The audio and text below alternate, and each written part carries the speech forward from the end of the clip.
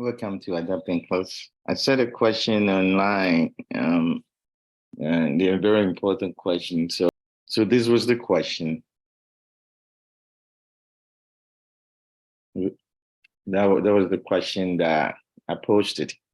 A client presented to the emergency room with the sudden onset of, I changed it a little bit. I did not give you the diagnosis here now. I want you to think about it. Right, sudden onset of painful left eye, headache, blurred vision, and some halos. Like I always say, buzzwords are your friend. Do you see anything here? Client present to the emergency room. It's sudden onset, acute problem. That means you have no time. You got to do something quickly. What is the problem? Eye problem with the left eye. If you know any pathology of the eyes, you have to start thinking about it, differential diagnosis. This one is painful. So anything you know that is not painful, you can rule that one out. And the patient has headache and some blurred vision. And this is a big buzzword. You start seeing halos around objects. What do you think is the problem? Which of the following positions the nurse should prioritize? Do you push this patient out of bed at 30 degrees or prone position? You put them in a supine position or left lateral position. You have to bring your content and figure out what is going on with this patient. Figure out by looking at the content, make the diagnosis. If you make the diagnosis, then you can pick the right answer. So that's the first question. Then a forward question, this is a follow-on question, the same patient. Which of the following medication the nurse should prioritize? The same thing, this is a prioritization question. Do you give the patient pilocarpine or latanoprost or mannitol or timolol? That's all, right? That's the key for this question. So look at it carefully and just let's review some content and then we'll come back to that. This is, I'll draw a diagram of your eye. So you have your lens here like that. And this is the simple structure of your eyes, okay?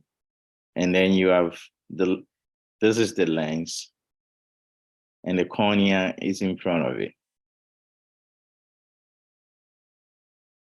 Right, and there's suspensory ligament that suspend the lens in place. And that attach it to the iris is here.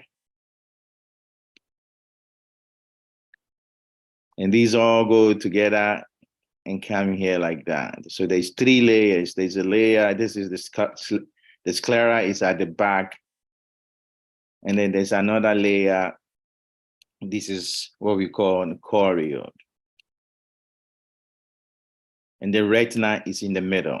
So all of them join together, retina. So this is the retina here. And it join together to form the nerve, optic nerve. This is what you see usually. Right, so that's how you see objects. So the retina is in the middle. The iris is here. If there's pressure in your eyes, intraocular pressure, you're going to get into trouble. And that is all this case is about. Okay, that is all this case is about. So look at it. This is glaucoma. That's the definition of glaucoma. That's based on the presentation I gave you.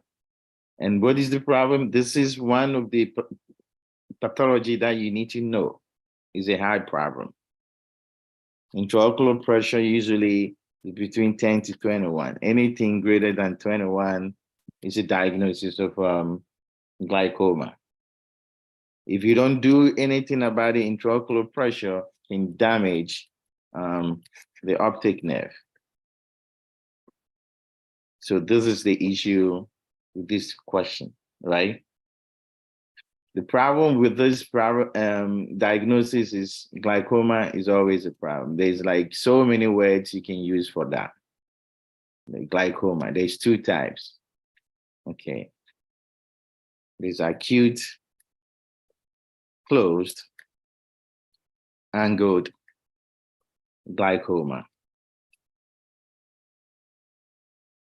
Unfortunately, these can also be called narrow angled glaucoma.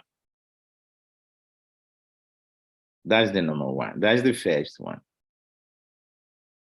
And then there's a second one, which also has two names. So that's why it became a problem. It's open, it's not closed. It's open angled glaucoma. Or some people call it primary open angled glaucoma. Why does he have so many names? Just to confuse you, because then when they ask you a question, you can figure out which one. I want you to memorize it, but don't memorize it well, because just pay attention to what the pathophysiology is the same. Don't let them confuse you with it. They will give you closed angle glaucoma, narrow angle glaucoma. They're talking about the same thing, acute. Open angle glaucoma, primary open angle glaucoma is the same. Sometimes they write this acronym OAU or POAG. Sorry, not U. You're talking about this is one thing and this is another thing. Okay, so those are the two you got to distinguish into your mind. Okay, and so let's look at the main thing, the difference, why it's important that you pay attention to that. So if you take the first one, which is acute, based on what I told you, it's acute, it's closed, it's angled glaucoma. Glaucoma is just basically obstruction to the flow. Obstruction to flow of fluid, which usually the aqueous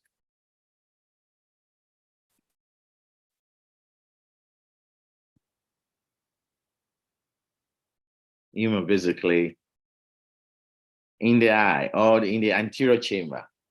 Okay, so that is the problem. Is obstruction to the flow that increase intraocular pressure. Because this is an acute, look at it, it's an acute. You have to think about the fact that presentation is going to be acute. There's no way anybody who has acute problem involve two structures. It's always going to be one problem. So this is unilateral, one eye, unilateral, one side, okay? One side problem. It's not going to be two. The patient does not have time to compensate. And it's an emergency because it's one side and it's rapid. There's a rapid loss of vision.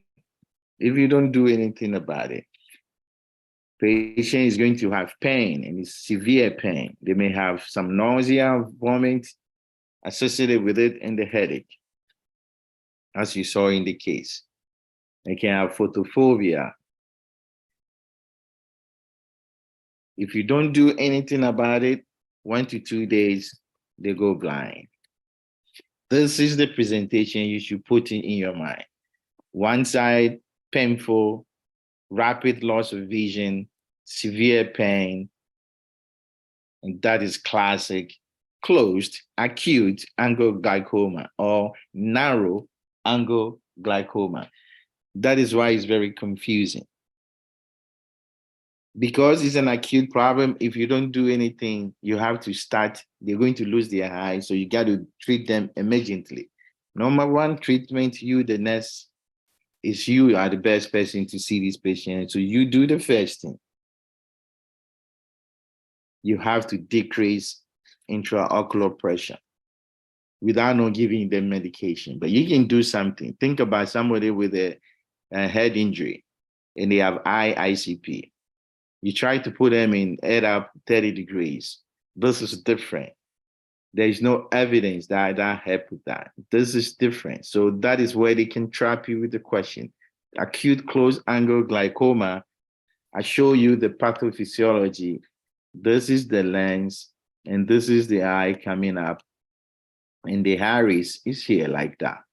It's blocking things from flowing. That's too much pressure will block it. The best way to allow fluid to go back and forth to decrease the pressure is to let the lens fall back. Let the lens fall back. How does you let the lens fall back? Do you put the patient prone? If you put the patient prone, the lens fall forward, and that will increase more pressure. If you put them on the left side, they're already injured in the left side, as the question said, is a problem. So you shouldn't do that. If you raise your head up, still there's no change in pressure. There's no evidence that.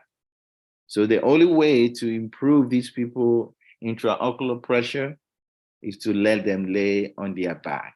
So supine position, you are the next. First thing you do, supine position. If you see a question about acute closed angle, narrow angle glaucoma, and they ask you position, this is the best position. Before surgery, supine position is the best way to do that. And this will help with the problem. Then after you finish, you got to treat them and deal with the actual intraocular pressure. Try to decrease it with some medication. The best thing you can do, there's a bunch of medication, but the best thing is think about osmotic, okay? Osmotic diuresis. So choose an answer choice that will make them pee, a lot of urine, fluid loss, okay? And that is your answer choice. That is the way to answer that question. So you choose an answer choice because this is an acute problem. We want something to act right away. Somebody with the ICP, we always give them osmotic diuresis quickly, in addition to 3%, but this is different, osmotic diuresis. So what would you use? The answer choice, the good two medication that we always know is mannitol. And for the eye, the acetazolamide.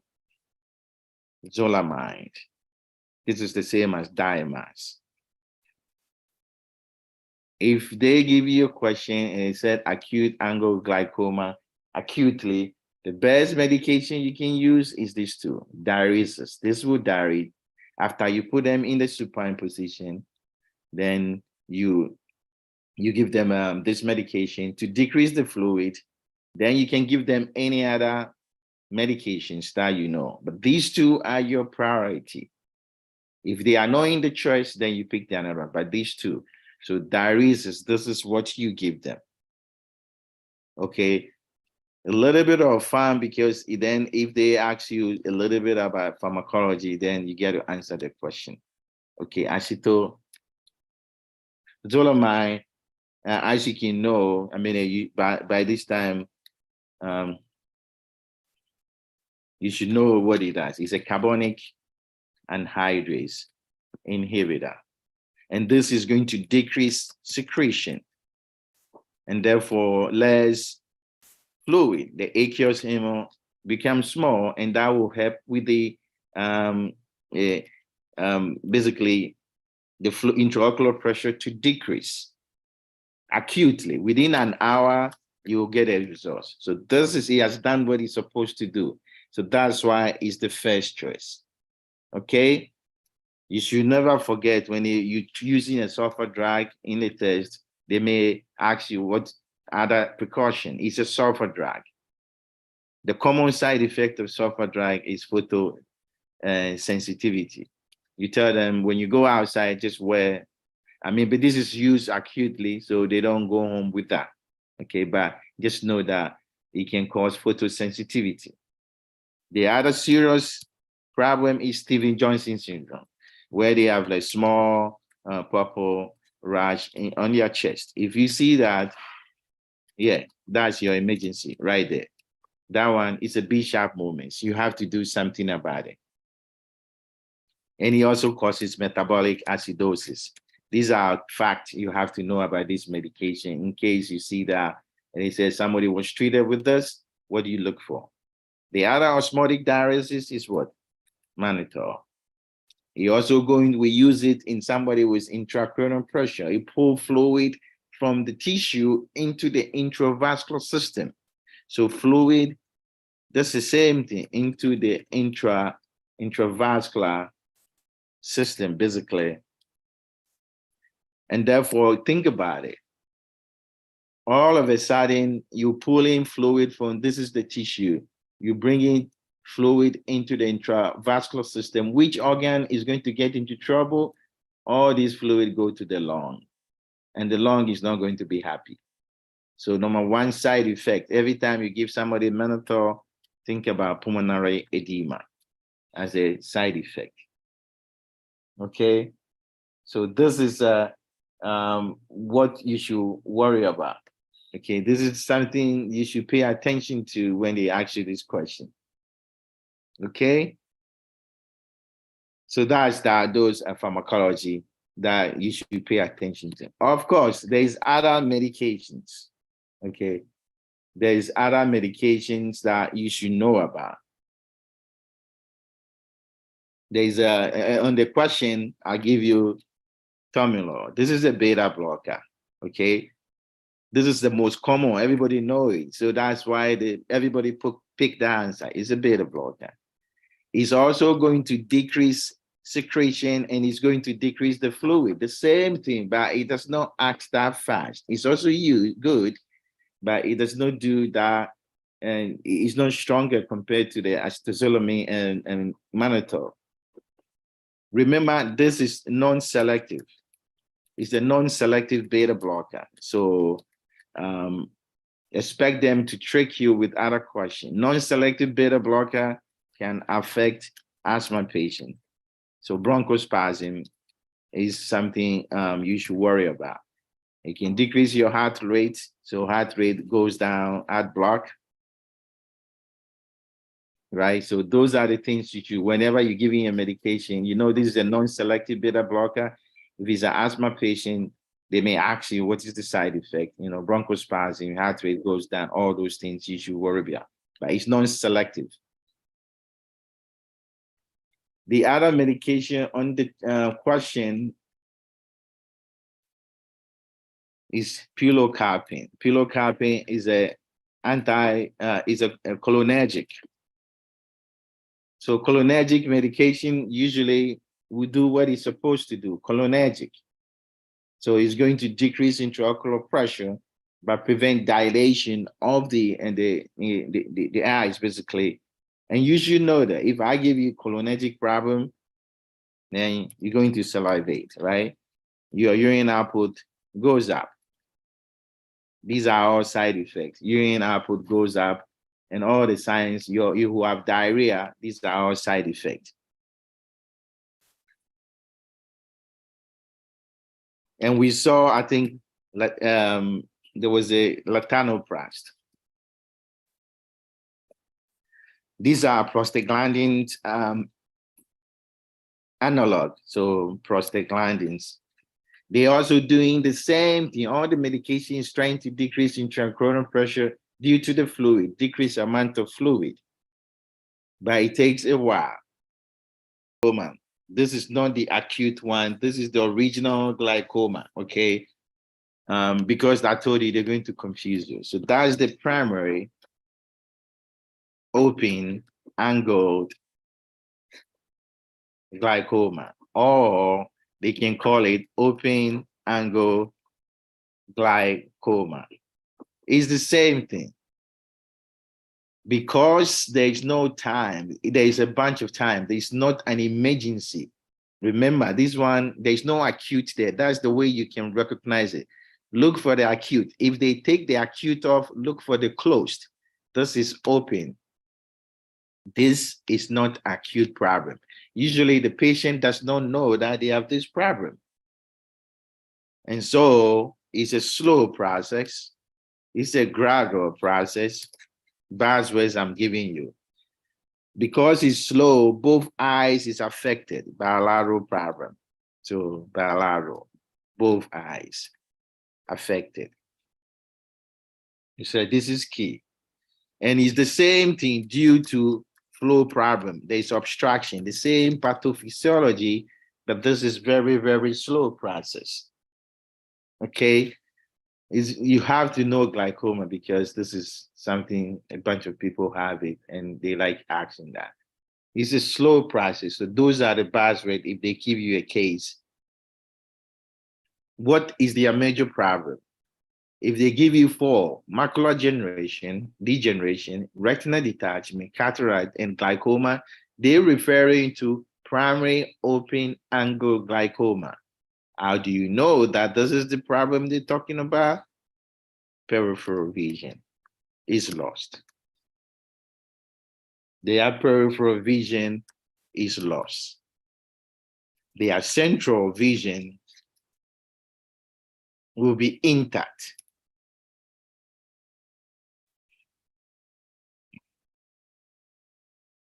So central vision is going to be intact. What does it look like when you're looking straight? When you're driving, you're looking straight, you have a tunnel vision. That's what some people call it. So tunnel vision is intact, but peripheral vision is not. I told you, keyword is not an acute problem. Non-acute problems are always painless. So this is also painless, okay? It's like retinal detachment, painless, except it's acute. But this is painless. Okay, this is one of the high differential diagnoses you should be comfortable. It's painless compared to closed angle glaucoma. They have the same thing. They see halos, right? They see some glaring. And their intraocular pressure is greater than 30. But most of the time, the diagnosis is like greater than 21. These are the people you put them head of the bed 30 degrees. You teach them. When you sleep, I want your head to be 30 so that you can decrease the pressure in your head. So it's different from closed angle glaucoma. They lay in the supine position. So this is the position question that was there. Very, very key fact. And these will decrease intraocular pressure. I'm just talking about glaucoma and giving you key fact in case you see. So this is everything about that problem. Primary angle glaucoma or open angle glaucoma and slow process, halos, all these things that you have to know with the peripheral vision lost. Basically, peripheral vision is lost. So that's the key word. The treatment, we already talked about it, but I'm going to give you a class of medication. There's only a few, 5 of them. This should be easy. You can take a picture every time you look at it. Oh, when they give me a glaucoma question, I'm looking for this question. Answer, medication, pharmacology is so easy. It's beta blockers. So the first ones are beta blockers. And that's what we saw. The prototype, I can list all of them, is timolol, okay, which you all know, timolol. They all have the law name, and I told you is non-selective beta blocker, right? That's the first group. Now, number 2 is cholinergic. Cholinergic medication. What you looking for? Look for the last name, call or pin. Even most of them, over 95% have this, they follow this name. Okay, so pilocarpine. Or they will give you something with the last name as call. This is the last name that you should choose it. If in case they give you a medication, last name is call, like latanoprost, but latanoprost is used in the bladder mostly. But if they give you a medication with the last name as call, it's a cholinergic effect. Quick fact, pilocarpine, guess what? It causes retinal detachment. So if you give it to a patient, Be sure you know this. If you see in the question, be sure you know that. Retinal detachment. Number 3, we talk about a carbonic anhydrase inhibitors. The prototype is acetozolamide.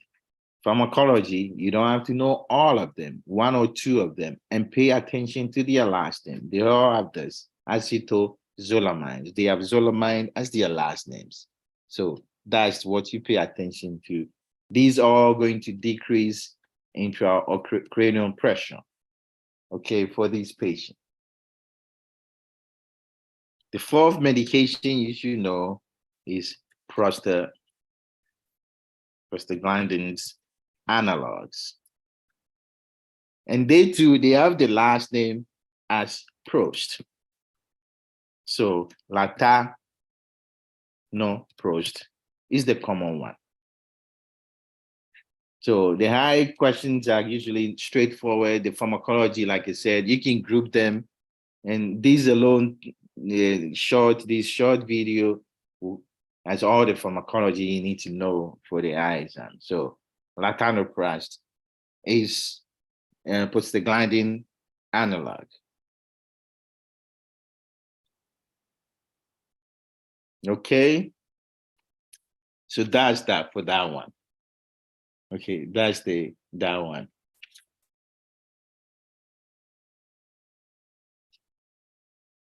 So then the last one is alpha agonist, alpha 2, alpha 2. So they are alpha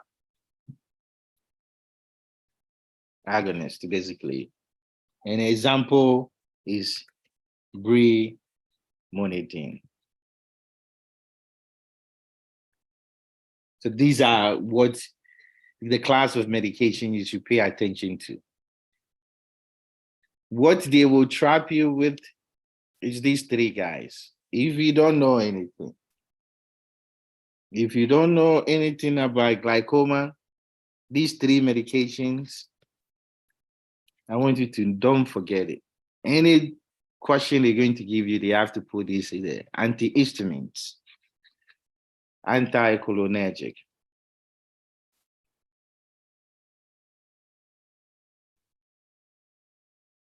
and decongestants.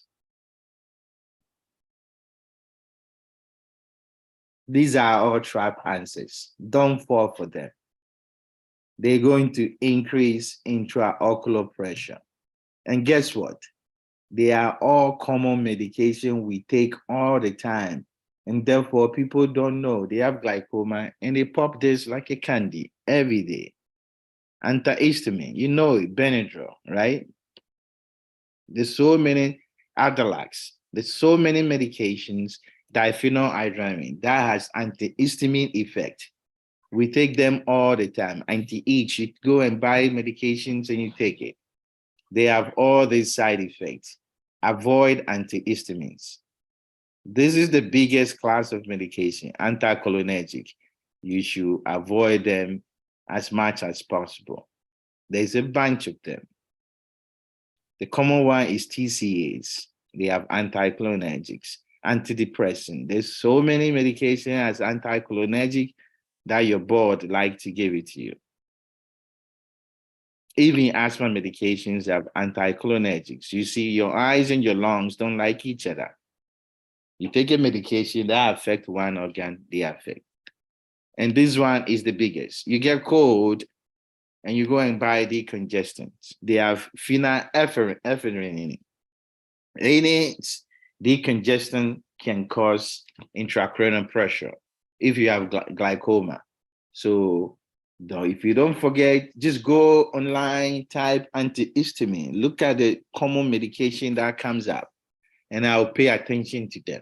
Anticholinergics that your board likes, they will put it there.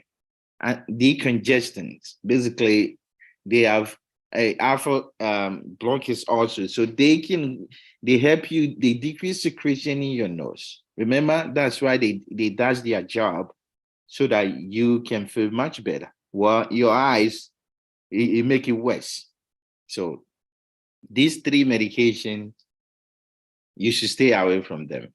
Antihistamine, anticholinergic, anti-decongestant for glaucoma patient, never. When you see it, just cancel it. Don't even think about it.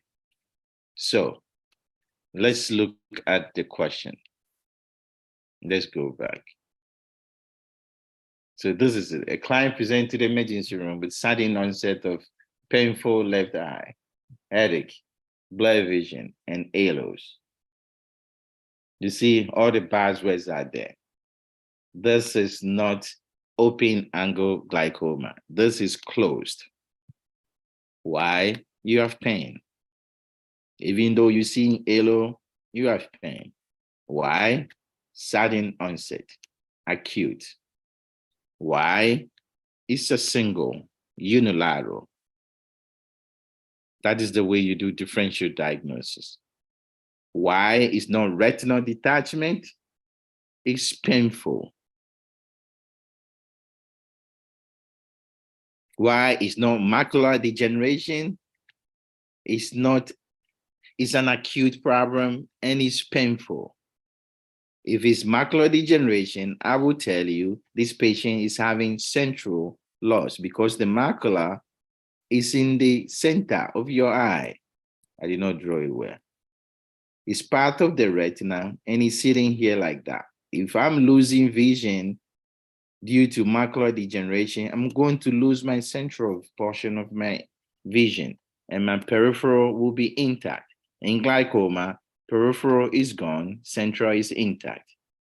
Why is not cataract? Well, it's not sudden onset. It's not painful because people who have cataract walk all the time around without any problem. And that's your differential diagnosis, and that's how you can break it down. And we already talked about it. Why these answers are wrong? Head of the bed, 30 degrees, is used for open angle glaucoma. If you put them in the prone position, the lens fall forward, the iris is still tight, no flow of aqueous humor, intraocular pressure goes up. Supine, lens fall back, and then we have flow with decreased pressure. Lateral position on the left side, if you have glaucoma and you have acute angle, and you put them on your left side where the injuries, you increase pressure. So the answer choice was that. Okay, now that we know, I told you what to do. Emergency, fixed the problem, right? Fixed the problem quickly as much as possible. Which of the following medication the nurse should prioritize? Osmotic diuresis. This is an acute problem. It's not open angle. Open angle, yeah, you can choose anyone. Most of the time they get us. Because that's what they go home. Eye drops, they go home with it. This one, we got to pull fluid from the eye as quickly as much as possible. This guy is your friend.